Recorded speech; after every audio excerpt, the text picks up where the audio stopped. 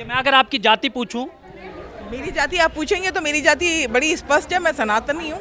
पत्रकार की भी जाति देखिए, एडवोकेट की भी जाति देख लीजिए, जज की भी जाति देख लीजिए, सारा जाति पे ही देखेंगे। थर्ड जेंडर जो होते हैं और स्पेशल चाइल्ड जो कि ब्लाइंड है या जाति हम उनको माने। इसमें जो जिस क्वालिफिकेशन जिस क्वांटिटी का वो होगा बंदा, एक्चुअल में वो उसी पोजीशन पे वो जाएगा। पत्रकार की, एडिटर की, सबकी जाति पूछी जाएगी एक विकसित भारत की। आपसे अपने आप को भारतीय बोले तो ज़्यादा अच्छा है। इस विकसित भारत की तस्वीर जो खींची है बांसुरी स्वराज, मोदी की गारंटी है, बताती है कि काम करते हैं, नामदार नहीं है कामदार हैं। मोदी की कौन सी गारंटी है जो आपको प्रभावित करती है और चाहती है कि वो आगे बढ़े? हिंदुओं को आगे लेके गए हैं मोदी जी और औरतों के पक्ष में हैं इस वजह से। नमस्कार, मैं हूं नरेश वत्स। अभी बीजेपी की प्रत्याशी नई दिल्ली से बांसुरी स्वराज यहाँ पर सुप्रीम कोर्ट के वकीलों से रूबरू हुई हैं। आपसे मैं जानना चाहता हूं कि विकसित भारत में महिलाओं की भागीदारी, युवाओं की भागीदारी पर एक बहुत स्पीच हुआ। कैसे देखते हैं आप इस विकसित भारत की तस्वीर जो खींची है बांसुरी स्वराज? बहुत अच्छा आपने सवाल किया। भारत के प्रधानमंत्री और हमारे नरेंद्र मोदी जी ने भारत जो आपने कहा विकसित भारत, उसमें युवाओं की बहुत अहम भागीदारी है और महिलाओं की भी बहुत अहम भागीदारी है। इसका प्रमाण आपने देख लिया कि यहाँ से नई दिल्ली से बांसुरी स्वराज जी को जो लोकसभा का टिकट दिया है, 33% जो आरक्षण की जो नीति को किया था उन्होंने पूरा किया। मोदी की गारंटी है, बताती है कि काम करते हैं, नामदार नहीं है कामदार हैं। चलिए मोदी की गारंटी पर आपसे ही पूछ लेते हैं, आपको कैसी लगी मोदी की गारंटी और बांसुरी स्वराज की गारंटी? आप तो गदगद होंगी कि एक वकील को टिकट मिला।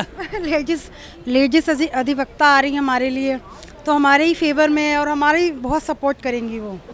और मोदी जी तो है ही, खैर मोदी जी तो करेंगे ही सब कुछ। वकीलों का वोट तो मोदी जी के साथ ही है। ऐसा क्यों है? अच्छा, एक सवाल मैं आपसे जानना चाहता हूं कि जिस तरह का चुनाव प्रचार हो रहा है, मंगलसूत्र आ गया, मुसलमानों को पैतृक संपत्ति में घोषणा पत्र आ गया, इस प्रचार को कहाँ देख रहे हैं कि जो बुनियादी मुद्दे हैं, चाहे वो बेरोजगारी है, महंगाई है, वो पीछे हो रहे हैं? पर मोदी जी ने काफ़ी हक दिया है वकीलों को, औरतों को आगे बढ़ने में, उनका काफ़ी सहयोग है और वो हिंदुओं के साथ हैं। अच्छा, मुझे बताइए कि मोदी की कौन सी गारंटी है जो आपको प्रभावित करती है और चाहती है कि वो आगे बढ़े? क्योंकि हिंदुओं को आगे लेके गए हैं मोदी जी और औरतों के पक्ष में हैं इस वजह से। जी, आप कुछ कहना चाहेंगी? जी किस इलेक्शन के बारे में? हाँ, मैं सबसे पहले तो आपका परिचय जानना चाहूँगा। मैं संगीता जोशी, एडवोकेट हूँ, मीडिएटर हूँ सुप्रीम कोर्ट में और इंडिया इंटरनेशनल आर्बिट्रेटर भी हूँ। संगीता जी, किस तरह का बदलाव आप देख रही हैं भारत में? एक वर्ग कह रहा है कि भारत अभी भी बहुत कुछ करना है, बेरोजगारी है, महंगाई है, और एक तरफ विकसित भारत की है। दो तस्वीरें एक साथ खींची जा रही हैं। आप किस तस्वीर के नज़दीक अपने को पाती है? देखिए, नारी शक्ति वंदन अभिनंदन के लिए अगर कहा जाए तो हम कहना चाहेंगे कि एक बहुत अच्छी शुरुआत है। जिस बिल को जो महिला बिल को बहुत पीछे रख दिया जाता था, जो बिल अभी पास हो गया, इससे जुडिशरी में भी महिलाओं का आगमन होगा, राज्यसभा में भी महिलाएं आएंगी और महिलाओं को प्रतिनिधित्व करने का मौका मिलेगा। जिस तरह से एक नारी अपने घर को संभाल सकती है तो वो अपने देश को भी संभाल सकती है। और भारत माता, जिस तरह से हमारे देश का नाम ही भारत माता है, तो यत्र नारी पूज्यन्ते तत्र देवता रमन्ते। तो हम ये कहना चाहेंगे कि न्याय यही है, यतो धर्मस्य ततो जय। जय वही है जहाँ नारी का सम्मान हो, और नारी का सम्मान किया है चूँकि, तो मुझे ऐसा लगता है कि देश, और हाँ, युवाओं के लिए थोड़ा सा जॉब्स की हमें रिक्वायरमेंट होती है, तो उसके लिए एमएसएमई हम बताना चाहेंगे कि जिस तरह से यहाँ यशोभूमि बना है हमारे द्वारका सेक्टर में, तो एमएसएमई के थ्रू नया खुद का स्वयं का रोजगार करने का ये टाइम है। आप लोगों को रोजगार दीजिए। बहुत आप अच्छा नौकरी की बात क्या क्यों करते हैं? स्वयं का रोजगार। राइट। अक्सर राजनीति में देखें हम, पुरुषार्थ की कोई बात ही नहीं करता, सरकारी नौकरियों की बात है। और अब तो राहुल गांधी जी जाति की जनगणना की बात करते हैं, एक अलग विषय। आप क्या सोचती हैं कि वाकई अब इस देश में पत्रकार की भी जाति देखिए, एडवोकेट की भी जाति देख लीजिए, जज की भी जाति देख लीजिए, सारा जाति पे ही देखेंगे क्या? नहीं जी, इसमें कोई जाति का नहीं होगा। इसमें जो जिस क्वालिफिकेशन जिस क्वांटिटी का वो होगा बंदा, एक्चुअल में वो उसी पोजीशन पे वो जाएगा।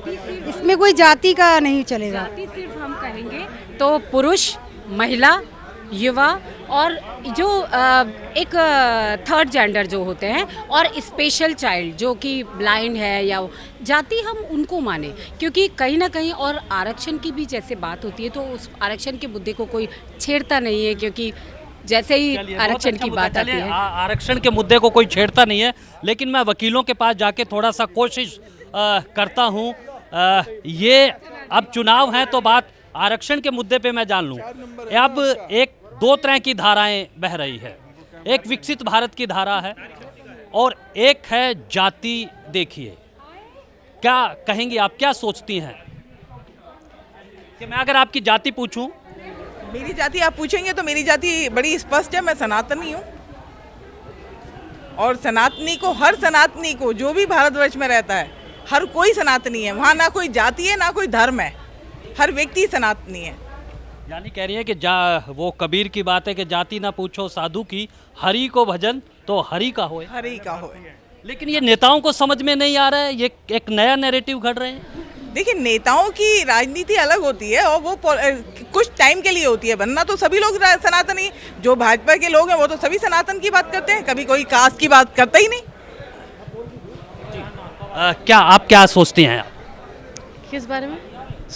जाति को लेकर मैं पूछूंगा, आप युवा हैं। भारत में दो धाराएं चल रही हैं। एक कहते हैं कि एक न्याय तभी होगा जब सभी जातियों को, पत्रकार की, एडिटर की, सबकी जाति पूछी जाएगी। एक विकसित भारत की।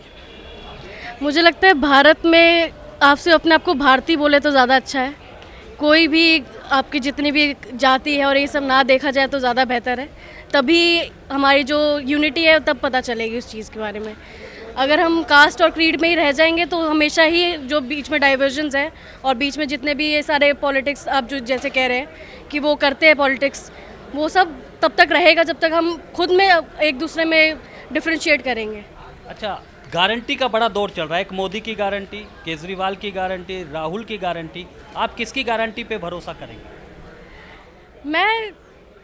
मैं पॉलिटिक्स में देखिए पहले काम देखती हूँ, तो अभी तक जो भी काम अच्छा किया गया है उनके हिसाब से ही मैं वोट दूंगी। बाकी आगे भी इंडिया में अगर मोदी जी ने अच्छा करा तो बिल्कुल, क्यों नहीं आगे, बस ये है। चलिए, इशारों में अपनी बात कह दी। आप भी काफ़ी मुस्कुरा रहे हैं। चुनाव को लेकर क्या सोच रहे हैं आप? चुनाव प्रचार काफ़ी तीखा होता जा रहा है। बिल्कुल तीखा हो रहा है। बिल्कुल सच कहा आपने। तीखा क्या, सारी लिमिटेशन ख़त्म हो रही है। राजनीतिक दलों ने अपना अपना जितना दमखम है सब लगा रखे हैं। सारे अलायंस एकजुट दिखा रहे हैं कि हम मोदी जी को कैसे करें, पर नेशन फर्स्ट जो राष्ट्र के लिए सोचता है वो दूर का सोचता है। 2024 की बात छोड़ दीजिए, 2047 का खाका तैयार है और हम 400 पार से आगे जा रहे हैं। और रही बात इस देश की, तो देश में मोदी जी ने बहुत अच्छा काम किया है, बल्कि देश में नहीं बल्कि विदेशों में भी जितना परचम इन्होंने लहराया वो अपने आप में बहुत बड़ी मिसाल है। और कई सारे नेता मुरीद हैं मोदी जी के। अपने देश की बात नहीं, विदेशों में भी अच्छा इन्होंने परफॉर्म जमाया, ये बहुत अच्छा है। अच्छा, आप बताइए क्या सोचते हैं आप चुनाव को लेकर? क्या मन बना आपका? सीधा सवाल पूछूं, किसको वोट करेंगे आप? हम तो कट्टर बीजेपी हैं और मोदी जी को ही वोट करेंगे। और कहते हैं ना कि इस बार 400 पार, तो मोदी जी को ही लाना है और 400 पार ही जाना है। और पप्पू भैया को हटाना है, क्योंकि मोदी जी ने जो काम किया है काबिले तारीफ़ है।